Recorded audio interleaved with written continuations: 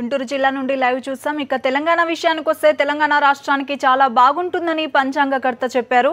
సిద్ధాంతి గారు చెప్పినట్లు అందరూ ధార్మిక కార్యక్రమాల్లో పాల్గొనాలని సీఎం కేసీఆర్ పిలుపునిచ్చారు. హైదరాబాద్లోని రవీంద్ర భారతిలో జరిగిన ఉగాది వేడుకల్లో సీఎం కేసీఆర్ పాల్గొన్నారు.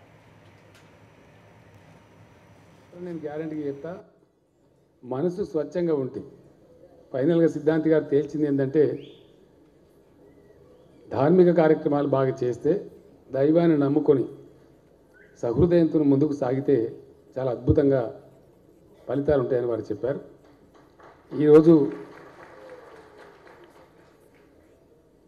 దశాబ్దంన్నర కాలం పాటు ఉద్యమించి ముందుకు సాగి అవమానాలను, అవరోధాలను ఎన్నిటినూ అధిగమించి తెలంగాణ ప్రజలు తమ రాష్ట్రాన్ని సాధించుకొని తమ యొక్క తెలుగు సంవత్సరాదిని తమ రాష్ట్రంలోనే జరుపుకుంటున్న ఈ శుభ సందర్భంలో తప్పకుండా తెలంగాణ సమాజం అంతా కూడా సహృదయంతో సాగిపోతుంది.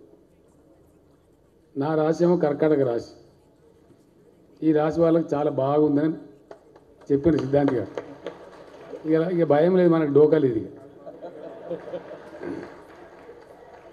ఆదాయం 5 ఉంటే ఖర్చు 5 అన్నారు. ఆడికాడికి అయిపోతుంది, అల్లికి అల్లి సున్నకు సున్నా.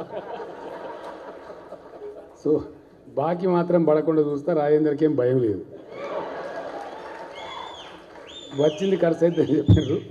ఆడికి సంతోషం. సిద్ధాంతి గారికి ధన్యవాదాలు. తర్వాత పరిశ్రమలు బాగా వస్తాయి తెలంగాణకు అని చెప్పినారు సిద్ధాంతి గారు. వాస్తవం అది.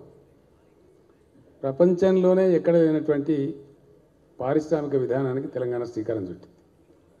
ఎంటైర్ వరల్డ్లో, నేను ఏదో తమాషగా చెప్పడం లేదు, ఎంటైర్ వరల్డ్లోనే ఏ దేశంలో ఎక్కడ కూడా లేనటువంటి పారిశ్రామిక విధానం, సెల్ఫ్ సర్టిఫికేషన్ మీద పరిశ్రమలకు అనుమతులు ఇచ్చే విధానం త్వరలోనే కొత్త సంవత్సరంలో లాంచ్ చేద్దామని అనుకున్నాం. రాబోయే కొద్ది రోజులలోనే శాసనసభ ముగుస్తూనే ఆ విధానాన్ని కూడా ప్రకటించబోతా ఉన్నాం ప్రముఖుల సమక్షంలో.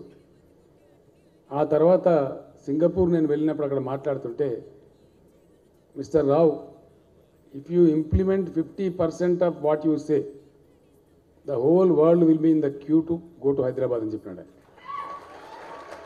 డెఫినెట్గా మంచి హృదయంతో, మంచి ఆలోచనతో ముందడుగు వేస్తే మనకున్న వసతులను, వనరులను ఆకలింపు చేసుకొని కదిలితే తప్పకుండా శుభం జరుగుతుంది.